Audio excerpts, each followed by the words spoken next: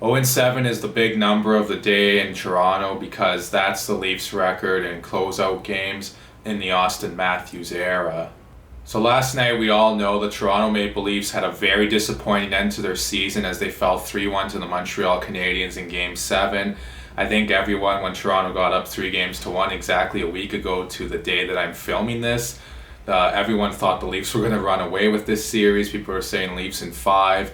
Habs, go enjoy your golfing, stuff like that. A lot of the Leaf fans were saying.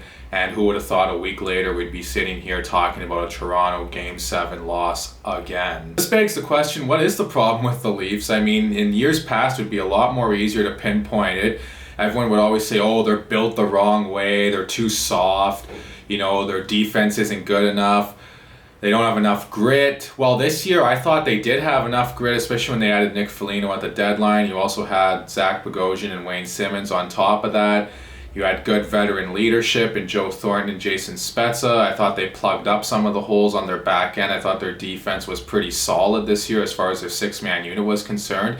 And I think as far as the 5-man unit that would be on the ice at any given time, the team as a whole defensively got better as well. So that's what makes this loss even more head-scratching than the previous ones. And if you're a Leaf fan watching this, you're probably thinking, oh boy, a Sens fan breaking down a Leafs Game 7 loss. He must be happy. He's going to rub it in. Well, yeah, I'm obviously happy that the Leafs lost. I wasn't cheering for them, that's for sure. I was definitely cheering for Montreal. But no, Leaf fans, I will not rub it into you. I'm just here to analyze what went wrong with the Leafs and how they blew this series lead. So everyone would always say, oh, Toronto, they're soft. That was the big thing. They weren't that soft this year, as I alluded to earlier. They had some grit in their lineup. I thought even Auston Matthews kind of got into the hitting and stuff like that. But if you're a Leaf fan, why would you want a player like Auston Matthews to change his game and become this big brute out there? Even though he's got the size to throw his weight around, definitely. There's no denying that. With that being said, why would you take that away from him, though, or change his game and make him be a guy that could potentially have more injuries because of playing a robust physical game? I mean, that's a guy you want in your lineup as much as possible, and I would just leave him alone and let him do what he does best, and that's scoring goals, not running around hitting guys like some Leaf fans seem to want him to do. Now, Toronto obviously had the John Tavares injury too. I can't go without mentioning that. Jake Muzzin was injured. Nick Foligno was injured at some points in this series as well. Let's remember this, the Montreal Canadiens were missing Jonathan Drouin, who, yes, I know is not as good as John Tavares, but he's still a very solid player in his own right, and he's a top 6 forward for the Montreal Canadiens. The Habs were missing him due to a personal leave that Drouin is on. Arturi Lehkonen also missed time in this series. Again, he's not as good as Tavares, I know, but with that being said, still a solid player for Montreal. And for the Leafs, you won 3 games without Tavares in the lineup, so really, what's the excuse? And you lost 3 straight without him in the lineup. So if you could do that, if you could win the 3 games with him in the lineup, then it's not John Tavares missing that was the problem, and that wasn't the reason why the Leafs blew this series lead.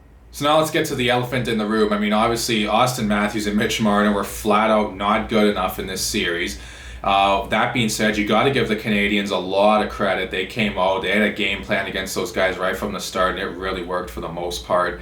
Those guys had nothing going on. Matthews limited to just 1 goal in the series. 5 points, which is decent, but not as so decent when you see that 3 out of the 5 points did come in one game, and that was game 2. And Auston Matthews, for his salary, he puts out a great number of goals and points each year.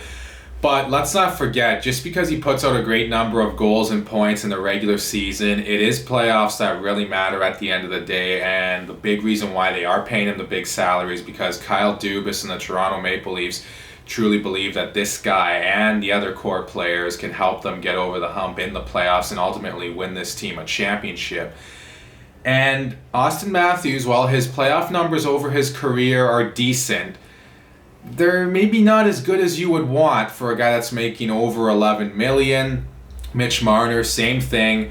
Mitch Marner, in my opinion, he's overpaid, even for regular season production. I know he had a great year this year, but come on, he's playing with Auston Matthews. It's easy to get assists when you're playing with Auston Matthews. And Marner, he is a great playmaker. I'm not taking anything away from him. But is he really, truly a 10.9? He's pretty much an $11 million player they pay him as. Is he really that type of player?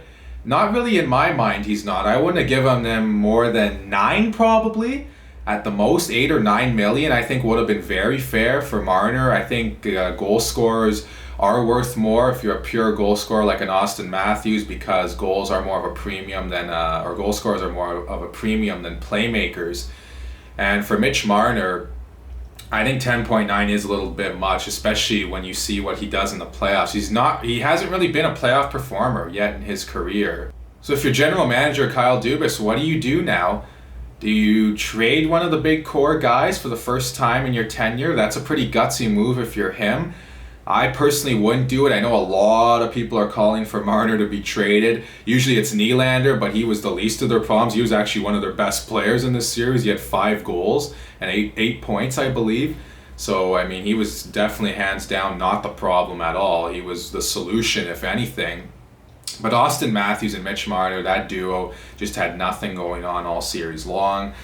And for Kyle Dubas, what does he do now? Because for me personally, Toronto just seemed to have everything this year as far as a well-balanced team. They were no more of this just all skill, no grit, no know how to play defense. And they knew how to play defense this year. They had some decent grit in their lineup. They had some good veteran leadership. They plugged up the holes on the back end. Their goaltending, Frederik Andersen was a bit of a question mark at times this year, but I thought Jack Campbell came in and played absolutely great. Now, would he have liked to have some goals back in this series, especially the Gallagher goal in Game 7? Yeah, maybe. He called it the worst goal of his career. He clearly wanted that one back. He was even crying, I think, in the post-game interview there. I wouldn't say that's the worst goal I've ever seen scored on a goalie, the Gallagher one, but yeah, I think it's one Campbell would want to have back. But I don't think goaltending really was their issue in this series anyways. I think for Toronto, the issue is all up here mentally. I think people have been going on and saying, oh, they're physically soft, they don't hit anyone. I don't think it's physically soft. I think they're mentally soft, and if you're mentally soft, in the playoffs especially, it's really hard to win. People don't credit the mental side of the game nowhere near enough. They think it's all what you do on the ice with your skating and how you perform. And yes, of course, that's a big part of it, don't get me wrong. But at the end of the day, if you don't have it mentally, you're just not going to get anything done come playoff time. And Toronto, they almost seem to be the new Washington Capitals. And I know people point out, well, at least the Capitals could win a series. They would get to the second round instead of losing the first round. I know, but it still does remind me a lot of the Washington Capitals, all this great talent and skill, but just can't get it done in the playoffs. Another thing I want to mention too is not only maybe are the Leafs mentally soft, but just because they have some superstar players on their team, that doesn't mean they have big game players on their team. There's a difference between guys who are superstars and they're big game players and guys who are just superstars, but they're not really big game performers. And I think that's ultimately what sets apart a team that has a lot of superstars and they're good and they're kind of threatening for a cup, but they can never really get it done, to a team that they're good, they have a lot of superstars, but they can't ultimately win the big trophy, the Stanley Cup, because they have big game players. And for the Leafs and their fans, I mean, this has to be the most frustrating loss ever. You guys probably thought for sure you're going to win the series when you went up 3-1. A lot of people were saying for sure the Leafs are going to win the series before it even started. And Montreal, credit to them though, at the end of the day, they played really well. They did what they had to do to win a series. Toronto though, I mean, they had it, man. They had it right in their grasp to win this series, their first series since 2004. They'll still have that hanging over their heads. But for the Leafs, like I said, and their fans, most frustrating loss. For Kyle Dubas, I don't know what you do, because if you stand pat, people are going to hate you this offseason. If you just stand pat and say, no, I believe in the core. And could you blame Dubas for saying, I believe in this core? Because when you look at the core group of players that they have, I mean, it's got Stanley Cup potential written all over it. But at the end of the day, a team on paper, just because you're good on paper, I mean, you have to get out on the ice and play the games. And when the Leafs get out on the ice and play the games in a big game, in a closeout game in the playoffs, their best players just can't seem to get it done for them. So those are my thoughts on the Leafs and their Game 7 struggles and their inability to close out games and win a series. Please let me know what all of you think in the comment section below, especially if you're a Leafs fan. I'd love to hear from you guys.